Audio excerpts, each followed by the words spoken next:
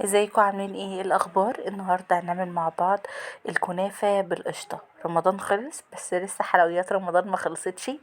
يعني مش شرط نعمل كنافه بقى وقطايف وكلام من ده في رمضان، لا احنا هنعمله بره رمضان خالص. على الاقل بيكون في نفس كده وانتي بتاكلي قطعه الكنافه كده ويعني ومبسوطه بيها. بصوا بقى الجمال، تعالوا الاول نعمل مع بعض سيرب الشربات او الشربات يعني البارد، او سيرب الشربات البارد التقيل بتاع الحلويات. عموما الحلويات الشرقية بتاخد شربات تقيل بارد. يعني مش كلها عشان برضو نبقى صادقين مع بعض، بس عموما الكنافة بتاخد شربات تقيل بارد.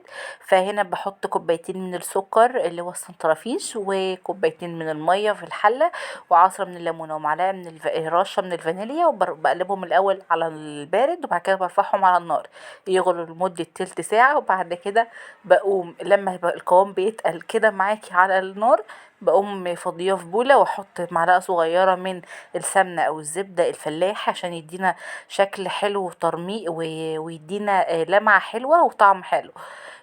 وبغطيهم بقى كده واسيبهم يبردوا خالص بقى لحد ما تلاقي تقل معاكي وبقى زي الفل. تعالوا بقى نعمل مع بعض القشطة او المهلبية او القشطة الكدابة بمعنى اصح يعني، بس طعمها خطير. هقول لكم على حاجات تزودوها في القشطة او المهلبية هتطلع معاكم يعني مهلبيات تحفة. هنا بحط نص لتر من الحليب عليه معلقتين من النشا اللي هما النشا العادية خالص من غير ما تتدوب في المية يعني على البارد بمعنى أصح، مع كيس من الفانيليا، 4 معالق من السكر السنترافيش، وهنا معلقة من الصوبيا. بصوا الصوبيا بتاعت رمضان لسه عندي، فقلت بقى ايه، يلا بسم الله نحط عليه، نحط كده على المهلبية هتطلع معاكي طعم حلو قوي. وهنا حطيت معلقة كبيرة من الكريمة اللباني، بمعنى أصح حطيت ربع كوباية من الكريمة اللباني. ودوبت كل ده على البارد زي ما انتم شايفين اهو بالويسك، وبعد كده برفعهم على النار بتلاقوا القوام بالشكل ده، او القوام زي الفل. شايفين القوام حلو قوي زي الفل جدا. بحطه كده في بولة واسيبه بقى ايه يعني مش يبرد، هو يعني يدفى كده خالص مع نفسه، يقعد يهدى كده مع نفسه بمعنى اصح. وببدأ ان انا احضر الكنافة. شايفين القشطة روعة، تحفة جدا. ممكن تاكلوها يعني في الوقت ده كده حاف يعني من غير اي بقى كنافة ولا اي حاجة خالص. هنا الكنافة حضرت نص كيلو من الكنافة. يفضل تكون مجمدة. طب مش مجمدة يا فاطمة؟ عشان اقدر ان انا اقطعها ومستعجلة يعني وعايزة اعمل كنافة وهي لسه طازة فريش. قطعيها بالمقص زي ما انتم شايفين كده، او ممكن طريقة تانية خالص تحطوها في الكبة بتاعتكم وتبدأ ان هي تتفرم عادي جدا. فزي ما بقول لكم كده في الكبة او بالمقص بتتفرم معاكي ناعم جدا. بصوا انا من الناس اللي مش بتحب الكنافه مفرومه ناعم قوي يعني، نص نص كده، فاهمين انتوا يعني، هي كده زي الفل بالنسبه لي. طيب الاول بقى بعد ما خلاص يعني فرفرنا كده الكنافه، هنحضر الصينيه هندهنها سمنه مترمله. مش هندهنها سايحه، هندهنها سمنه مترمله كده،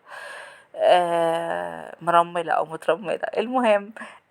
سمنة كده او زبدة، بس يفضل طبعا سمنة. وحضرنا الصينية، تعالوا بقى نحضر الكنافة.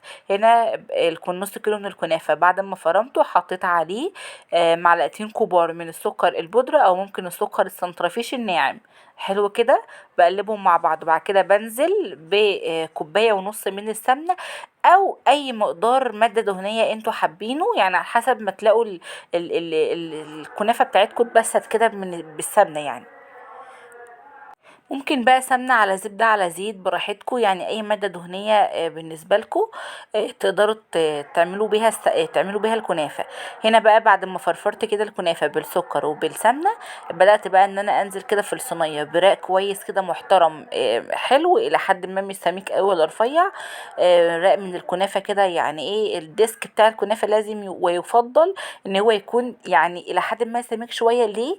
علشان هو اللي بيمسك صينية الكنافة ذات نفسها. تبقى الكنافة كده متماسكة. لكن مش مشكلة الطبقة اللي فوق، اهم حاجة الديسك بتاع الكنافة او الديسك اللي هو اللي في القاع يعني. هنا بقى بدأت ان انا انزل بالقشطة، وزي ما انتم شايفين كده كانت لسه بتطلع منها البخار اهي. احنا عايزينها كده، مش عايزينها متجمدة ولا عايزينها باردة، احنا عايزينها بمعنى اصح دافية. بنزل بالطبقة محترمة كده من القشطة، وبعد كده بنزل بالكنافة. وزي ما قلت لكم ممكن يعني راق خفيف خالص، مفيش اي مشكلة خالص.